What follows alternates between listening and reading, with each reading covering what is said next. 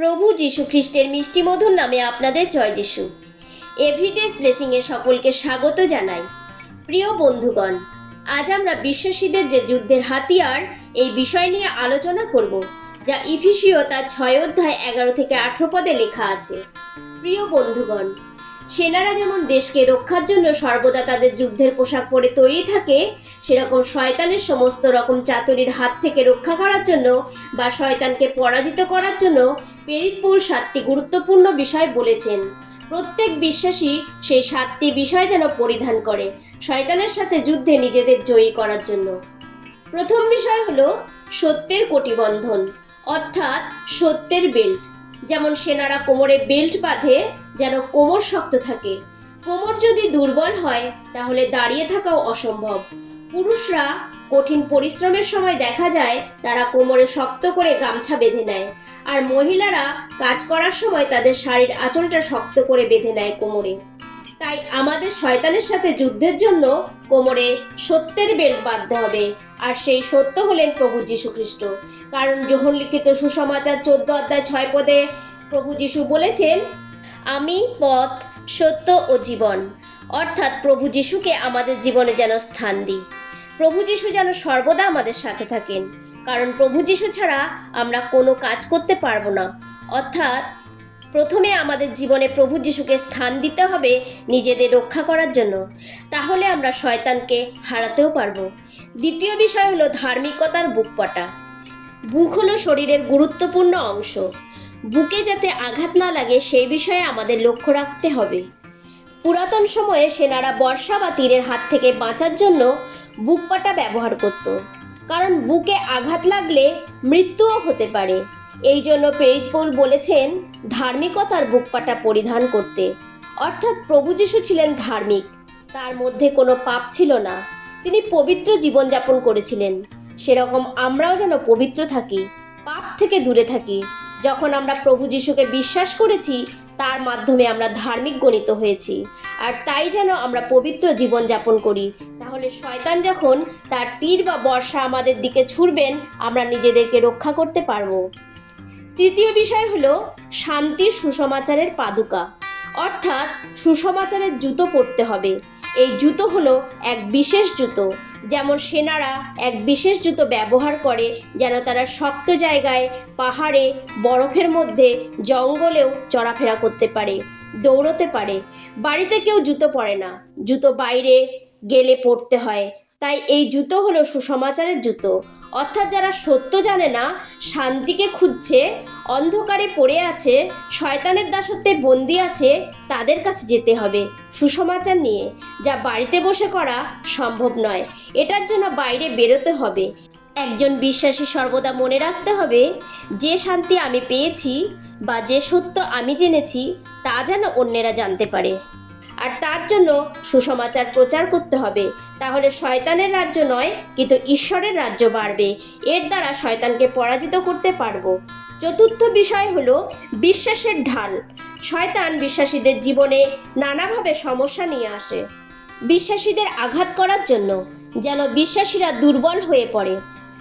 যেমন সেনারা নিজেদের বাঁচানোর জন্য ঢাল ব্যবহার করতেন, যেন ঢালের সাহায্যে তীর বা তরোয়ালের হাত থেকে নিজেদের রক্ষা করতে পারে।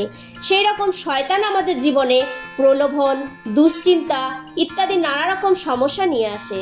যেমন ইয়োবের জীবনে কত সমস্যা নিয়ে এসেছিল, কিন্তু ইয়োব বিশ্বাসে স্থির ছিলেন। সেরকম আমাদের সমস্যার সময় দুর্বল হলে চলবে না। বিশ্বাসের সাথে যদি স্থির থাকি, তাহলে শয়তানের সমস্ত ছলচাতুরের হাত থেকে নিজেদের বাঁচাতে পারবো এবং শয়তানের বিরুদ্ধে রুখে দাঁড়াতে পারবো। পঞ্চম বিষয় হলো পরিত্রাণের শিরস্থান, অর্থাৎ মাথা রক্ষার হেলমেট। মাথা রক্ষার জন্য সৈনিকেরা হেলমেট পরে থাকেন যেন মাথায় আঘাত না লাগে। সেই রকম আমাদের পরিত্রাণের শিরস্থান পরিধান করতে হবে যেন মাথাকে রক্ষা করতে পারি, আর তা হলো হৃদয় থেকে প্রভু যীশুকে বিশ্বাস করা। রোমিও 10 অধ্যায় 9 পদে লেখা আছে, কারণ তুমি যদি মুখে যীশুকে প্রভু বলিয়া স্বীকার করো এবং হৃদয়ে বিশ্বাস করো যে ঈশ্বর তাহাকে মৃতগণের মধ্য হইতে উত্থাপন করিয়াছেন, তবে পরিত্রাণ পাইবে। প্রভু যীশু হলেন একমাত্র মৃত্যু বিজয়ী ঈশ্বর। অতএব শয়তানকে হারাতে হলে প্রভু যিশুকে হৃদয়ে বিশ্বাস করতে হবে এবং মুখে স্বীকার করতে হবে। তাহলে শয়তানের বিরুদ্ধে যুদ্ধ করতে আপনিও পারবেন। শয়তানের সমস্ত হামলা থেকে নিজেকে রক্ষা করতে পারবেন। ষষ্ঠ বিষয় হলো আত্মার খড়গ, অর্থাৎ ঈশ্বরের বাক্য। ঈশ্বরের বাক্য হলো আমাদের চলার পথের প্রদীপ। যদি আমরা অন্ধকারে চলি তাহলে হোঁচট খেয়ে পড়ে যাব। অর্থাৎ বাক্য আমাদের ঠিক ভুল বুঝতে সাহায্য করে, আমাদের সঠিক পথ সম্বন্ধে জ্ঞান দেয় এবং ঈশ্বর তার বাক্যের দ্বারা আমাদের সাথে কথা বলেন। যদি আমরা বাক্য না পড়ি তাহলে ঈশ্বর আমাদের কখন কি বলতে চান তা আমরা জানতে পারবো না। আমাদের চলার পথটা ঠিক না ভুল বুঝতে পারবো না। তাই আমাদের প্রতিদিন ঈশ্বরের বাক্য পড়া দরকার। শয়তান যখন প্রভু যিশুকে পরীক্ষায় বা প্রলোভনে ফেলতে চেয়েছিলেন, প্রভু যিশু বাক্য দিয়েই তাকে হারিয়েছিলেন।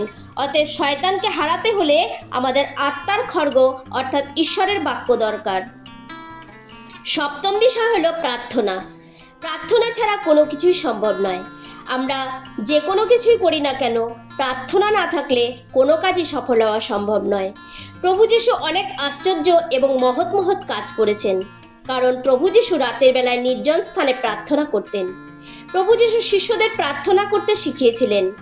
আজ অনেক সেবক সেবিকা আছেন যারা পরিচর্যা করেন কিন্তু তাদের জীবনে প্রার্থনা নেই।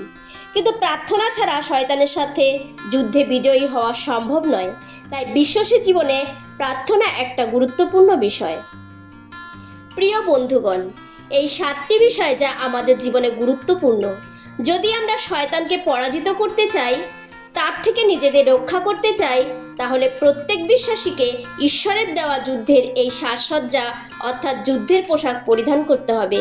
কারণ শয়তান সর্বদা তৈরি থাকে কিভাবে একজন বিশ্বাসীকে ধ্বংস করা যায়। অর্থাৎ এই 7টি বিষয়ের মধ্যে একটিও যেন আমাদের জীবন থেকে বাদ না যায়। প্রত্যেকটি বিষয় খুব গুরুত্বপূর্ণ। যেমন একজন সৈনিক সর্বদা তৈরি থাকে তার পোশাক পরে, তেমনি আমরা বিশ্বাসীরা যেন সর্বদা তৈরি থাকতে পারি। যখনই শয়তান হামলা করতে আসবে তাকে রুখে দাঁড়াতে পারি, তাকে হারিয়ে আমরা জয়ী হতে পারি।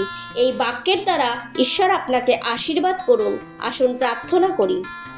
হে সর্বশক্তিমান জীবন্ত পিতা, তোমায় ধন্যবাদ আজকের দিনের জন্য। পিতা, তুমি আশীর্বাদ করো যেন এই 7টি বিষয় আমাদের জীবনে প্রয়োগ করতে পারি আর শয়তানের সমস্ত ছল চাতুরি পাপ প্রলোভন থেকে নিজেদের রক্ষা করতে পারি, স্থির থাকতে পারি। এই প্রার্থনা পিতা তোমার পুত্র প্রভু যীশু খ্রিস্টের নামে চাই। আমেন।